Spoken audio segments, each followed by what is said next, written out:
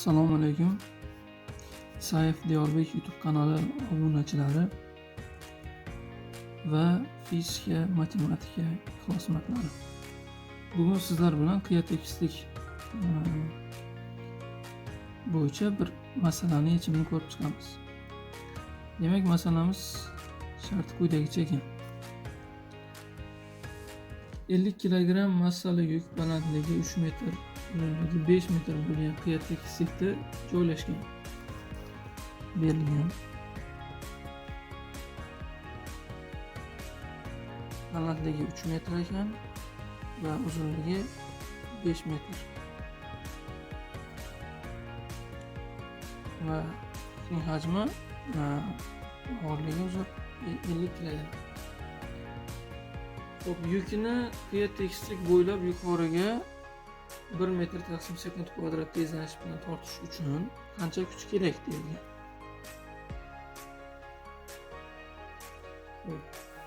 A teng 1 metr taqsim sekund kvadrat va yuk bilan qiyatekislik orasidagi ishqalanish koeffitsiyenti ham berilgan 0,2. Demak, biz topishimiz kerak mana shu tezlanishni bera oladigan kuchni.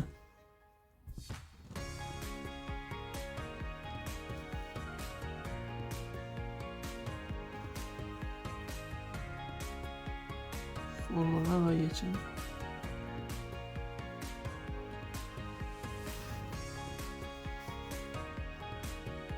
Demak, chizmamizni taxminan chizib olamiz.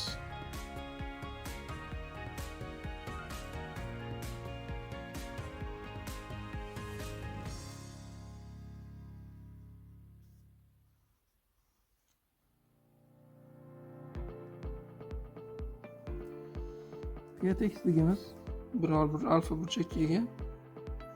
Balandligi h va uzunligi l.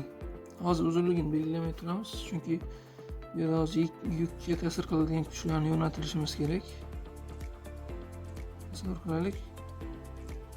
Qiyatekislikning mana shu qismida eng massali jism turibdi.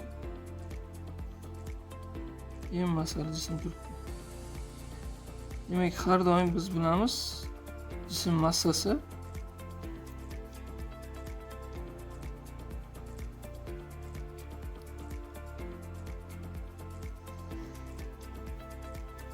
yerga yo'nalgan bo'ladi. Yer markaziga. Demak, shunday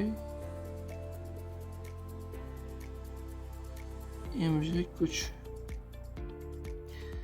Biz demak bu kuchni turli xil koordinatalarda tasvirlaymiz. Ya'ni x va y koordinatada.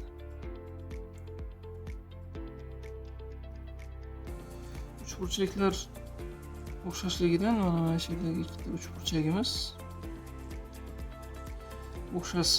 o'xshash hisoblanadi. Va bu yer alfa burchakka teng bo'ladi. Bu yer va bu yer alfa burchakka teng bo'lganligi uchun bu tarafdagi, bu o'qdagi, ya'ni kuchning koordinatiga proyeksiyasi mg kosinus alfa bo'ladi. Mana shu yer ham alfa. Hozir chizmada ko'p ko'rmay qolmaslik uchun kosinus alfa mana shu alfa ikkalasi.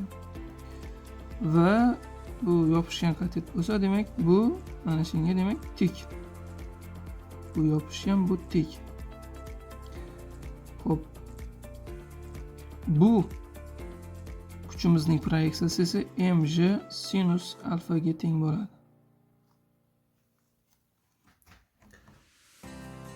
Va bizda koordinatani endi oldik, xuddi shunday qilib, mana bu o'qda x, bu o'qda y. Endi x o'qdagi kuchlarni belgilab chiqamiz. Keyin yaxshiroq y o'qdagi.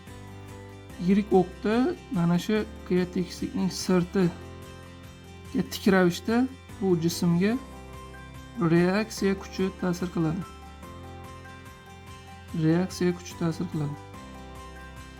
va x o'qi bo'yicha esa uzr. Biz jismni yuqoriga qarab F kuch bilan harakatga keltirishimiz kerak. Ya'ni biror bir A tezlanish bilan.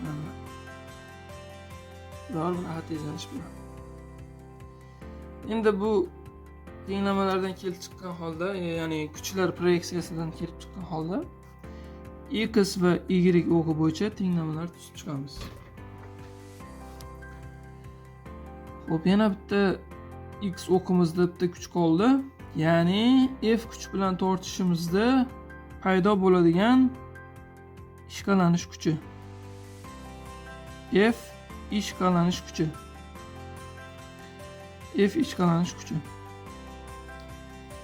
X o'qi bo'ylab A tezlanish bilan tepaga ketayotgan bo'lsa, demak tezlanish qaysi tarafga bo'lsa, ya'ni yo'nalish qaysi tarafga bo'lsa, o'sha tarafdagi kuch katta bo'ladi albatta.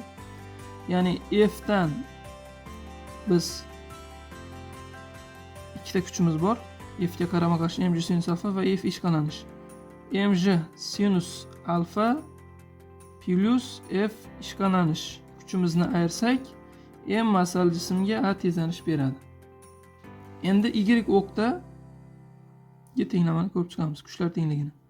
Y o'qda ikkita kuch bor, ya'ni reaksiya kuchi va jism og'irligining yopishgan qatetdagi proyeksiyasi kosinus alfa. Bu nima uchun kerak desangiz, hozir buni ko'rib chiqamiz. Biz x o'qda ko'rib turgan kattaliklarimizdan bittasi noma'lum, ya'ni f ishqalanish nimaga tengligi bu yerda berilmagan, faqat ishqalanish koeffitsiyenti bor. Endi f ishqalanish bo'yicha to'xtalamiz. F ishqalanish har doim qiya tekislikda bo'ladimi? Vertikal tekislikdami yoki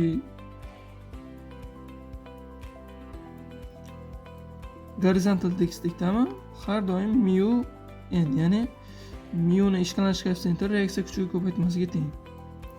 Bizda y o'qdagi proyeksiyadagi kuchlar tenglashmasidan ma'lumki, n reaksiya kuchimiz mg kosinus alfaga teng. Shuning uchun mu ni mg kosinus alfaga teng deb yozsak bo'ladi.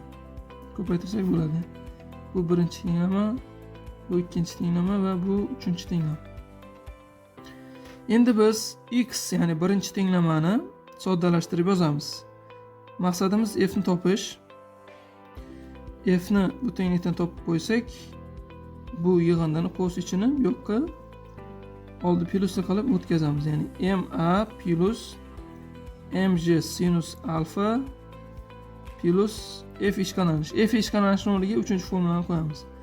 Mu mg kosinus alfa. Endi sizda yana bitta savol paydo bo'lishi mumkin. Alfani ishlatyapmiz, lekin bu yerda alfaning qiymati mavjud emas. Xo'p, alfani biz yozib olamiz. To'g'ridan-to'g'ri bizda imkon borki, sinus alfani yoki kosinus alfani topishimiz mumkinmiz. Sinus alfa deganimiz uchburchak qarshisidagi katetning gipotenuzaga nisbati, ya'ni L, bu yoqda uzunlik. Ya'ni h taqsim L. H taqsim L deganimiz h ni o'rniga 3 qo'yamiz, L ni o'rniga 5, 0.6 bo'ladi.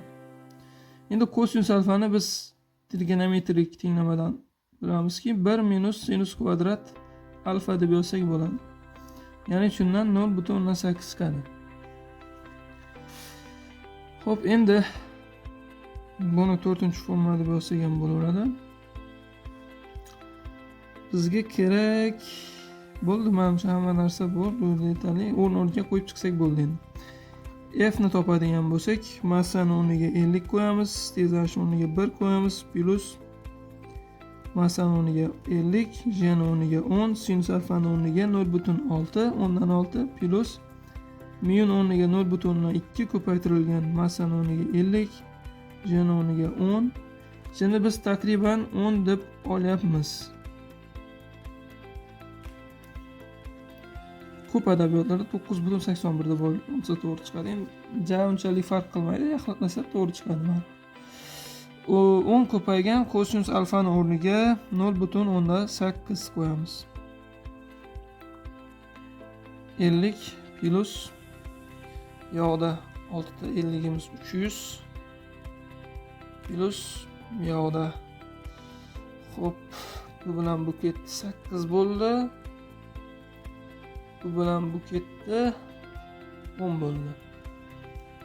10 kara 8'imiz 80 bo'ldi. To'g'ri bo'ldimi shu yeri? 280. 380 ni 50 ga qo'shsak, demak 430